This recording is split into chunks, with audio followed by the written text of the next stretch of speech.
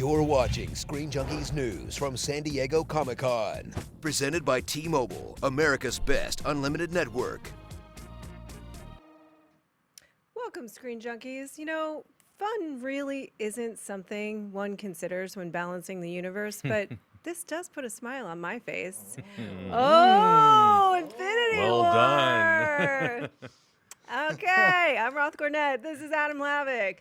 Billy Business on the couch. Yo, legs McGee. I'm Scoop sexier. You're better. all about your legs today. I am. I'm riding this train. Lather those man. bad boys I'm up. riding this train. I'm riding the high from seeing this footage. I've been reading about it all week from D23. I missed D23.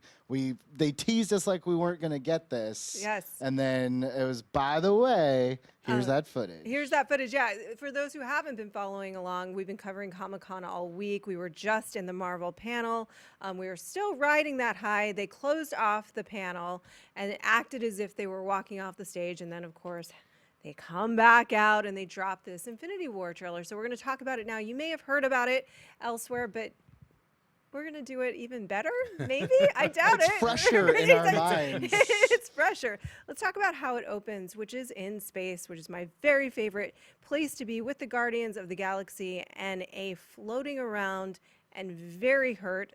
Fly on the wall. Mr. Thor himself.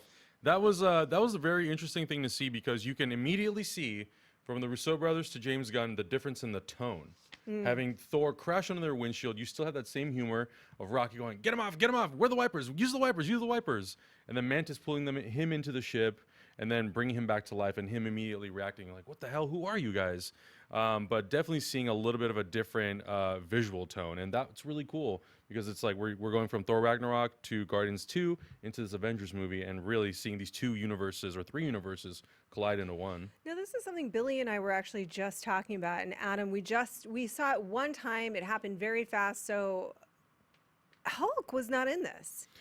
No, I think there was one shot of Doctor Strange, Wong, Tony Stark, and Mark Ruffalo's Bruce Banner, but I don't think we actually see Hulk at all. So what do we think happened to leave Thor wounded and floating around in space? I mean, obviously it's the events of Ragnarok, which looks like didn't go well for him.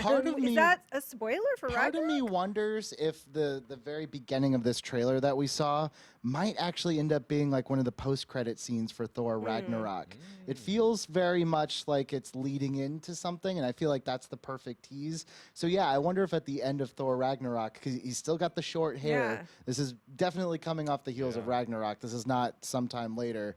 I'm wondering if maybe this is kind of that connective tissue to kick off, and that's not actually in Infinity War. Yeah. Hemsworth says he gets beat to hell in Ragnarok, so that would make sense. Yes, it does make, well, he gets beat to hell probably a couple of different times in a couple of different ways in Ragnarok. But I just think, yeah, it was interesting. To me, it felt like minutes later, you know? Yeah, definitely. So then we get a look at Loki holding the Tesseract. Now, where do we think he is? That's not entirely clear. Well, I think the locations in this entire trailer are very unclear, because we get a lot of like really orangey bright backgrounds and we get really dark backgrounds. You don't know if it's on Thanos' home base that we first saw in Avengers, where we see Loki handing him the Tesseract. I'm pretty sure that's what's happening. He must be trying to, you know, buddy up to Thanos by bringing him the Tesseract. But yeah, I don't know. Location-wise, it's tough to say. Here was, I think, a very exciting shot for people, even fans of Homecoming, that said, where is the Spidey sense? He's on a bus, and you can see his arm, and the little hairs just stand straight up, and he looks. What did you react? I just love how subtle What it did was. you react? That's What not did even I a react? sentence. Hello I to So Delivery late of Comic-Con, in the where our brains are day. melting. I reacted with a, someone would have to tell me. Show me an emoji how you felt about it. But I liked the subtlety of it. I was worried, you know, people were complaining that they left it out of Homecoming. I was like, to me, Spider-Sense like always seemed a little hokey. It was either like Matrixy and Tobey Maguire, or like the cartoon where everything would get like blacklight. But I like this, like I like the idea of Spider-Sense being just kind of this gut feeling, as opposed to like everything's gonna stop. And I loved that they showed.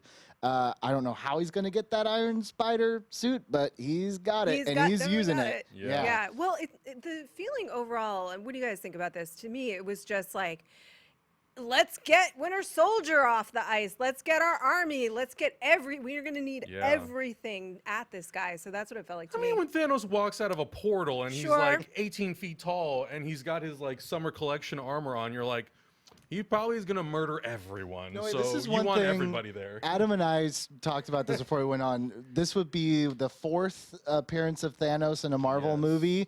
This is the 4th different iteration of Thanos because he looks different every single time. Yeah. Like it looks very different to me. Yeah. This is like he's been taking some HGH and working out all summer with his cut off shirt. Yeah, I mean, it's funny because again, like during this Marvel press day that they showed concept art a few months ago, and I saw that concept art of him, and I was thinking, oh, they really took the note from the public, like you've got to work on making this guy scary. Yeah. And I think that that's what they wanted to deliver more than anything in this trailer is like, don't worry about it. He's going to be very, very scary. You see a lot of devastation, both emotionally and of course there's physical wreckage. Let's talk. Iron Man is working with the Guardians. Yeah, I mean, well, yeah, that's really interesting to see. I'm so curious to see how the dynamic works between Iron Man, Star-Lord, and even Doctor Strange because they have a lot of similarities, and I'm curious to find out if those things are going to overlap and cause a riff in that group, or if it's going to work really well together. One of my favorite shots in the trailer is Doctor Strange kind of making these like elevated platforms for Star-Lord, and he's like running over them. I mean, the footage is so fast and chaotic that it's really hard to make out every single thing, but the little things that you catch, and seeing Iron Man with those characters is really cool because it's like the 10-year culmination of everything that we've seen finally comes to fruition, and potentially that premonition he has in Avengers Age of Ultron, where we see everyone dead. Yeah, that's what I was thinking too. It looked like, and I wondered how much of this is another, because we do see, I mean, Thor basically gets his head squished like a grape in the hands of Thanos. Yeah. Like it's nothing. I said like there's maybe one joke with Rocket at the beginning, and then this is bleak. Yeah. This is like Batman Returns level. Kids will come out of this crying,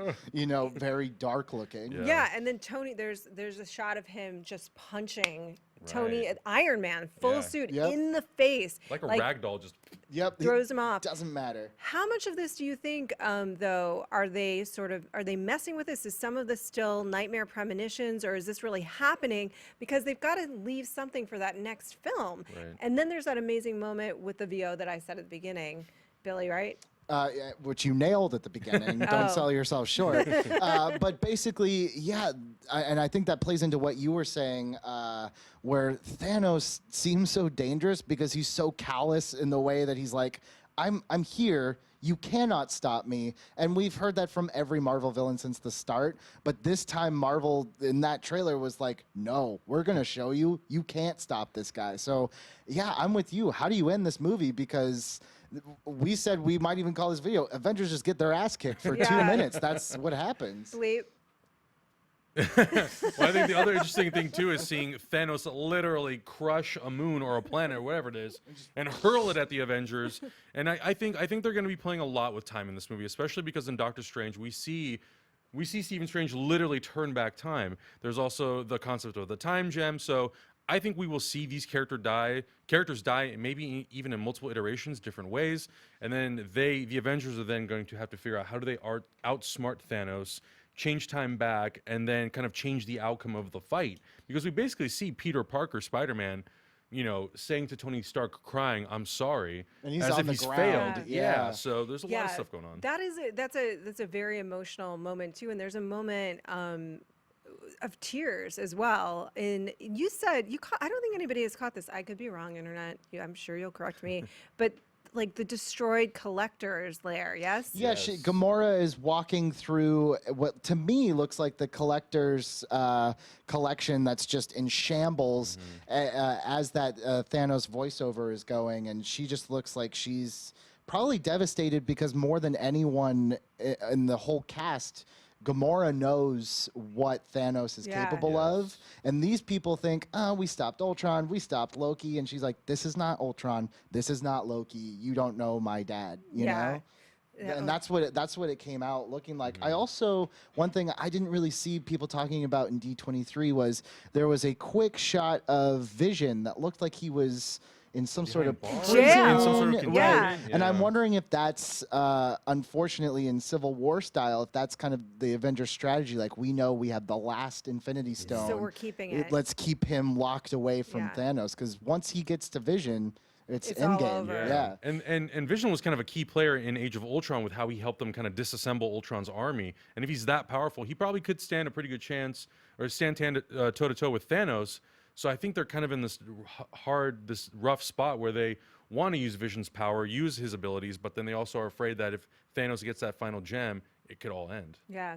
It's funny because I noticed that shot too, and I thought the same thing. And that is dark. They're sort of turning on each other, not really turning on each other, but by force, turning on each other. And you've seen Cap looks like he's in a pretty grim place. We Yeah. know he's got the beard, but he's Chris Evans also looks sexy in that beard. well, He Let's rocks not it. lie. I mean, in all things, Yeah, well, that's frankly. true. But yeah, it looks like he's devastated and saying he knows what it's like, But I do wonder if that's what they've had to do. Otherwise, Right. I mean, this whole trailer, as faceted as it is, I think the theme of it is like desperation. We even see the Hulkbuster armor from Yeah. Iron Man Yeah. make another appearance. I feel like they're just throwing They're everything at the desperate. wall to see what sticks. well, you know? that's the Hulkbuster with Doctor Strange and Star-Lord all going at him, and it's like nothing. Nothing hits, right? Nothing is working. You're done.